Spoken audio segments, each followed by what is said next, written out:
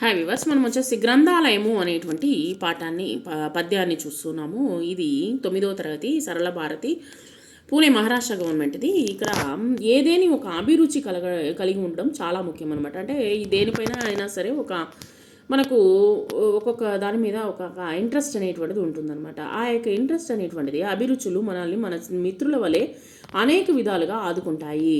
నిరాశ చెందినప్పుడు ఇప్పుడు వచ్చేసి మనకు మామూలుగా మనిషి అన్న తర్వాత కొన్ని సందర్భాల్లో వచ్చేసి నిరాశ అనేటువంటిది ఉంటుంది.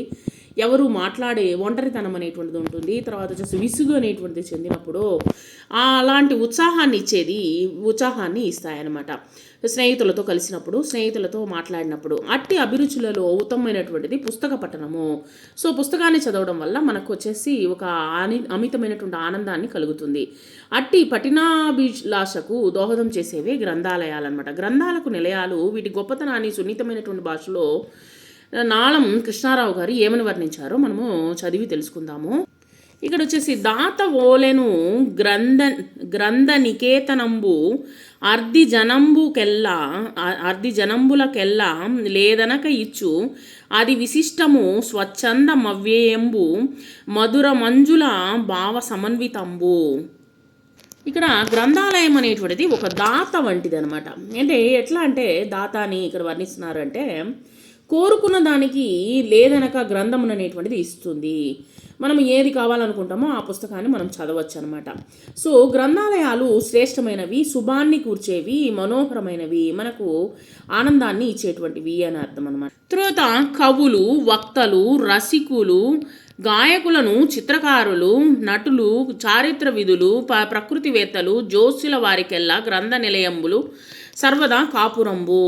ఈ యొక్క గ్రంథాలయాలు ఏ విధంగా ఉపయోగపడతాయి అంటే ఎవరెవరికి ఉపయోగపడతాయి అంటే కవులకు, ఉపన్యాసకులకు, ఉపన్యాసం ఇచ్చేటువంటి వాళ్ళకి కావచ్చు, లేదొచ్చేసి రజజ్ఞత కలిగినటువంటి వారు, అంటే రసజ్ఞత అంటే ఒక దాని మీద ఎక్కువ ఇంట్రెస్ట్ అనేటువంటిది కలిగినటువంటి ఇప్పుడు కవులకు పుస్తకాలు చదవడం వలన, తర్వాత ఉపన్యాసకులు స్పీచ్ ఇవ్వడం వల్ల కొన్ని పుస్తకాలు మనకు ఉపయోగపడతాయి. అదేవిధంగా ఒక దాని మీద ఎక్కువ ఇంట్రెస్ట్ అనేటువంటి చూపేటువంటి వారికి, తర్వాత గాయకులకు, చిత్రకారులకు, చారిత్రక పండితులకు, ప్రకృతివేత్తలకు, జోస్యులకు ఎల్లప్పుడూ నివసింపదగినవి. అంటే వీరందరికీ పుస్తకాలు అనేటువంటిది, గ్రంథాలయాలు అనేటువంటిది చాలా ఇంపార్టెంట్ అనేటువంటిది ఇక్కడ చెప్తూ ఉన్నారు. విమల దేశాభిమానంబు వెలయజేయ నిఖిల సౌభ్రాత్ర భావంబు నెరయజేయ సకల లోక కళ్యాణంబు సాగజేయ సదముల గ్రంథం సదనంబు సాధనంబు. ఈ గ్రంథాలయం వచ్చేసి నిర్మలమైనటువంటి దేశాభిమానాన్ని కలిగిస్తుంది, సోదర భావాన్ని పెంపొందింపచేస్తుంది, తర్వాత వచ్చేసి సకల లోక కళ్యాణాన్ని కలుగజేస్తుంది. ఎట్లా అంటే దేశాభిమానం కలుగజేస్తుంది. మనము అనేకమైనటువంటి దేశ వీరుల యొక్క పుస్తకాలు చదివామనుకోండి, మనకు దేశం మీద ఒక అభిమానం అనేటువంటిది ఏర్పరచుకోగలుగుతాము. సోదర భావాన్ని పెంపొందింపచేస్తుంది. ఒక మంచి విషయాలు అనేటువంటిది, మంచి గ్రంథాలను చదివినప్పుడు మనకు సోదర భావం అనేటువంటిది ఏర్పడుతుంది. సకల లోక కళ్యాణాన్ని కలిగజేస్తుంది. మంచి పుస్తకాలు చదివినప్పుడు మంచి అనేటువంటిది పెరుగుతుంది. మన యొక్క జ్ఞానం అనేటువంటిది పెరుగుతుంది తప్ప తరగదనమాట. కాబట్టి మన జ్ఞానంతో మంచి అనేటువంటిది చేయవచ్చు, సకల లోక కళ్యాణాన్ని కలిగింప చేయవచ్చు అని ఇక్కడ మనకు చెప్తున్నారు కవి. అడుగు మేదేని తోనే లేదనక ఇచ్చు కోరు మేదేని గొప్పున కోర్కు లొసగు వేడు మేదేని వేగని వేట్క దీర్చు గ్రంథ నిలయంబు కల్ప వృక్షంబుగాదే. ఈ యొక్క గ్రంథాలయం వచ్చేసి అడిగిన వెంటనే లేదనకుండా ఇస్తుంది, కోరిన వెంటనే కోరికలు అనేటువంటిది నెరవేరుస్తుంది. అంటే మనం ఏం కోరుకున్నామో అది లేదనకుండా ఇస్తుందన్నమాట, కోరికలను తీరుస్తుంది. ప్రార్థనను తోడగానే వేగంగా తీర్చినది. అయినా గ్రంథాలయంలో కోరికలను తీర్చేటువంటి కల్పవృక్షము వంటిది. అంటే మనకు కావలసినటువంటి పుస్తకాన్ని మనము తీసుకోవచ్చు అన్నమాట. ఏది కావాలంటే దేంట్లో మనం జ్ఞానాన్ని అభివృద్ధి చెందాలనుకున్నా వచ్చేసి ఆ పుస్తకాలని చదివినట్లయితే మనకు మన యొక్క కోరికల్ని మనము తీర్చేటువంటి కల్పవృక్షము వంటిది అనమాట. ఈ యొక్క పుస్తకాలు చదవడం వలన మనకు జ్ఞానము వృద్ధి చెందడమే కాక దాని మీద వచ్చేసి ఒక పట్టు అనేటువంటిది మనకు లభిస్తుందన్నమాట. ఒక పదజాలం తెలుసుకుందాము. దానం చేసినవాడు, నికేతనము ఇల్లు, విశిష్టము గొప్పనైనది, మంజుల అందమైన, సమన్వితము కూడి ఉన్నది, విధులు పండితులు, సర్వదా ఎల్లప్పుడు, విమల నిర్మలమైన, వెలయుట పుట్టుట, సౌభ్రాత్ర భావము సోదర భావము, సదనము అంటే ఇల్లు, గొబ్బున అంటే శీఘ్రంగా, కల్పవృక్షము అంటే కోరిన కోరికలు తీర్చే చెట్టు. సరే, ఈ యొక్క పాఠ్యంలో వచ్చేసి వాక్యాంగాలను గురించి తెలుసుకుందాము. ఇప్పుడు వచ్చేసి ఉపాధ్యాయుడు గ్రంథములు లోక కళ్యాణమును కలుగజేయును అని ఇచ్చి చెప్పడం జరిగింది. పై వాక్యములు కలుగజేయును అన్నటువంటి పదం వచ్చేసి పనిని తెలియజేస్తుంది. కలుగజేస్తుంది అనేటువంటిది పనిని తెలియజేస్తుంది, కాబట్టి ఇది క్రియ అని మీకు అందరికీ తెలిసిందే. విద్య నువ్వు చెప్పు, లోక కళ్యాణము ఎవరు కలుగజేస్తున్నారు అనేటువంటిది అన్నప్పుడు ఎవరు కలుగజేస్తున్నారు? మనకు గ్రంథాలయాలు కలుగజేస్తున్నది మేడం అని చెప్పిందనమాట విద్య. ఉపాధ్యాయునిరాలు ఏమన్నారంటే ఈ పదాన్ని కర్త అని అంటారు. ఎవరు? రాజా, నువ్వు చెప్పు, గ్రంథాలయములు దేనిని కలుగచేస్తూ ఉన్నాయి?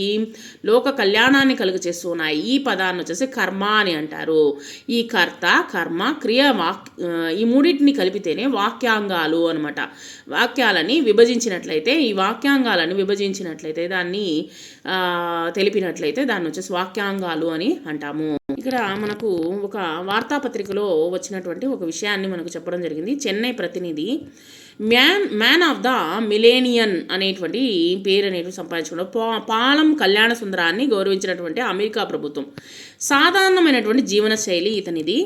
చూడండి, ఇతను అసాధారణ ఆలోచన సరళి అంటారే, దానికి ప్రత్యక్ష తార్కాణం శ్రీ పాలం కళ్యాణ సుందరం గారు. నిస్వార్థ సేవకు ప్రతీకమైనటువంటి గాంధేయవాది. ఈయన 30 సంవత్సరాలు గ్రంథాలయాధికారిగా, లైబ్రరీయన్గా పనిచేశారనమాట. పని చేయడం పరిపాటే, అది చాలామంది చేసేటువంటి పనే. ఎందుకంటే గ్రంథాలయాల్లో చాలామంది లైబ్రరియన్స్ మనం చూసే ఉంటాము. కానీ ఈయన తన సర్వీసు మొత్తంలో ప్రతి నెలా వచ్చేటువంటి జీతం అంతా అనాథులను, అభాగ్యులను ఆదుకోవడానికే వెచ్చించారు. మొత్తం వచ్చేసి వాళ్ళని కాపాడడం కోసమే వెచ్చించడం జరిగింది. మరైతే ఈయన ఎలా జీవించడము అని మనకు అర్థం కావాలి. ఇప్పుడు వచ్చేసి మనకు ఇక్కడ ఒక క్వశ్చన్ అనేటువంటిది వచ్చినప్పుడు మనకు ఇంకో క్వశ్చన్ కూడా రేజ్ అవుతుంది. మొత్తము వాళ్ళకి అందరికీ ఇచ్చేస్తే ఈయనేం జీవిస్తాడు అని ఆలోచన వస్తుంది. తన జీవనాధారానికి హోటల్లో సర్వర్గా పనిచేసేవారంట ఈయన. ఇప్పటికీ తన పెన్షన్ను కూడా అలాగే దానం చేస్తున్నారట. జనబంధువు బాంధవుడు ఈయన వచ్చేసి. ఈయన సంపాదించేటువంటి లైబ్రరీయన్ డబ్బుతో వచ్చేసి చాలామందికి ఆయన ఇవ్వడం జరుగుతుంది. తినడం కోసమో లేకపోతే ఇప్పుడు హోటల్లో పనిచేశారనుకోండి, భోజనం కూడా అట్లాగే గడిచిపోతుందనమాట. సో ఆ విధంగా సర్వర్గా పనిచేస్తూ ఉన్నారంట జీవనాధారానికి. ఈ విధంగా ప్రపంచం మొత్తంలో ఇలా తన ఆదాయాన్నంతా సమాజ సేవకై వినియోగించేటువంటి వారిలో ఈయనే ప్రథముడు అనమాట. ఈ నిస్వార్థ సేవాపరాయణ్ణి సేవలను గుర్తించినటువంటి అమెరికా ప్రభుత్వము ఈయనకు 2000 సంవత్సరంలో మ్యాన్ ఆఫ్ ద మిలేనియం అనేటువంటి అవార్డు అనేటువంటిది ఇవ్వడం జరిగింది. ఈ అవార్డు పారితోషిక మొత్తాన్ని $6.5 మిలియన్ ఇతరులను ఆదుకోవడానికే వెచ్చించే ఆడని మహనీయుడు అనమాట. వీరి సేవా తత్పరతను చలించినటువంటి ప్రసిద్ధ చలనచిత్రుడు నటుడు రజనీకాంత్ గారు ఇతన్ని తన తండ్రిగా దత్తత స్వీకరించడం జరిగిందనమాట. ఈయన్ని తనకు కావలసింది ఆప్యాయతే కానీ ఆర్థికపరమైనటువంటి లాభం కాదు, కాబట్టి ఆ విధంగా ఏమి చేయకూడదన్న షరతుపై అంగీకరించారట కళ్యాణ సుందరానికి ప్రస్తుతము 78 ఏళ్ళు అయినా తన పందాలోనే కొనసాగుతున్నారు ఈయన వచ్చేసి. సరే, పుస్తకాలు ఏమంటున్నాయో పఠనం చేసి చూడండి. పుస్తకాలు మాట్లాడతాయి, మనతో మాట్లాడతాయి అనమాట. దేని గురించి మాట్లాడతాయి? నేటి గురించి, ఆనాటి గురించి, ఒక్కొక్క క్షణం గురించి, సుఖాన్ని గురించి, దుఃఖాన్ని గురించి, పూల గురించి, పక్షుల గురించి, గెలుపు గురించి, ఓటమి గురించి వింటున్నారు కదా. మరి చూడండి, మనము మాట్లాడాలి అనుకుంటే పుస్తకాన్ని తీసుకొని చదివినట్లయితే మనకు వచ్చేసి అవి మాట్లాడతాయి మనతో వచ్చేసి. ఏ విధంగా అంటే ఒక్కొక్క క్షణం కూడా వచ్చేసి టైం అనేటువంటిది వేస్ట్ అవ్వకుండా మనం వచ్చేసి దుఃఖాన్ని, సుఖాన్ని, తర్వాత పూల గురించి, పక్షుల గురించి, ఓటమి, గొలుపు వాళ్ళ గురించి మనము తెలుసుకోవచ్చు. పుస్తకాలలో కిలకిలలాడుతూ, పక్షులు కిలకిలలాడుతూ, సెలయేళ్లు గలగలలాడుతూ మీకై పాటలు పాడుతున్నాయి, కథలు చెబుతున్నాయి, ఆలకిస్తారుగా. మరి ఈ పుస్తకాల మాటలు మీకు ఇవి ఏవో చెప్పాలనుకుంటున్నాయి, మీతో సహవాసం చేయాలనుకుంటున్నాయి, చేస్తారుగా. మరి ఈ పుస్తకాలు చదవడం వలన అనేకమైన నీతి పుస్తకాలు చదివినప్పుడు మనకు వచ్చేసి మంచి విషయాలు అనేటువంటిది తెలుసుకుంటూ ఉంటామన్నమాట. సో ఈ విధంగా చేయకూడదు, ఈ విధంగా చెయ్యాలి అనేటువంటి విషయాల్ని మనము ఈ యొక్క పుస్తకం చదవడం వల్ల మనం అనేక విషయాల్ని తెలుసుకోవచ్చు. పుస్తకాల్లో ఉంటాయి రాకెట్ల రాజ్యాలు, విజ్ఞానపు సుజ్ఞానాలు, సాంకేతిక పరిజ్ఞానాలు ఎంతో గొప్పది పుస్తకాల ప్రపంచము. ఈ పుస్తకాలలోకి అడుగిడరా, మరి అడిగిడి వింటారుగా ఈ పుస్తకాల మాటలు. సో ఈ పుస్తకాలు చదవడం వల్ల మనకి అనేకమైనటువంటి విజ్ఞానంతో పాటు అనేకమైనటువంటి సాంకేతిక విషయాలను కూడా మనము అనేకమైనటువంటి చరిత్ర చదివినట్లయితే అనేకమైనటువంటి రాజులు ఏ విధంగా వచ్చేసి పోరాడారు, ఏ విధమైన దేశ నాయకుల పుస్తకాలు చదివినట్లయితే దేశ నాయకులు ఏ విధంగా అయితే దేశం కోసం పోరాడారు, ఈ విధమైనటువంటి ఒక్కొక్క విషయాన్ని గురించి మనము తెలుసుకున్నాము అంటే మనమంత జ్ఞానవంతులు ఎవరు ఉండరు అనమాట.